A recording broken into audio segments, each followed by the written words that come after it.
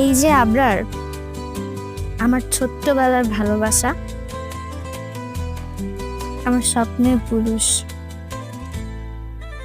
আচ্ছা, তুমি আমার দিকে কখনো ঠিকভাবে তাকাও না কেন? হ্যাঁ, সেই ছোট্টবেলা থেকে আমার ঘুম হারাম করেছো, আমার স্বপ্নে এসেছো। জানো আমি মরে যেতে কাকে চাই? তোমাকে।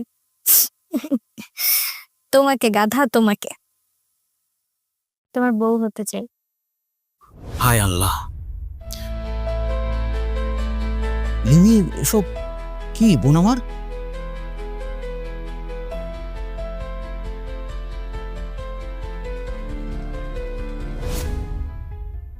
আমি এসেছিলাম বোনের খোঁজ খবর নিতে, কিন্তু আমি এভাবে তোর মনের কথা শুনে ফেলবো এটা আমি চাইনি। আমি আমি দুঃখিত। আসলে দেখ বোন আমার, তোর বয়সটা কম, আর এ বয়সটা আবেগের বয়স, বাস্তবতার জ্ঞান কম থাকে। তুই তোর মনের মাঝে যে আকাঙ্ক্ষাটা জাগিয়ে রেখেছিস এটা কোনোভাবেই এটা সম্ভব না। কোথায় আবরার, কোথায় আমরা? বাস্তবতা বলে একটা বিষয় আছে, আর আমাদের মা কোনো কারণে ওদের পছন্দ করে না। আর সবচেয়ে বড় কথা, আবরার তোকে নিয়ে ভাবেও না।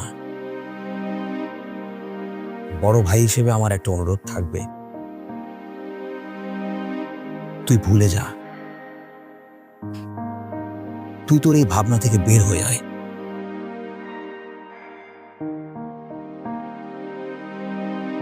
তা না হলে তুই অনেক কষ্ট পাবি।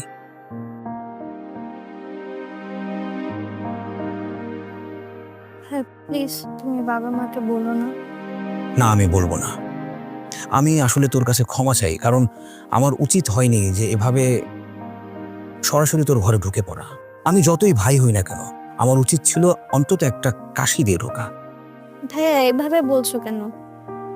তুমি তো আমার বড় ভাই, বাবার মতো।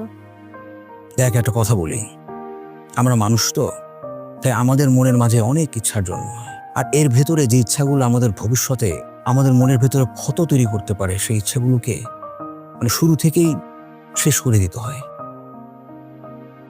আর আবরার অন্যরকম একটা ছেলে, আর সবচেয়ে বড় কথা, ও আমাদের কাজিন।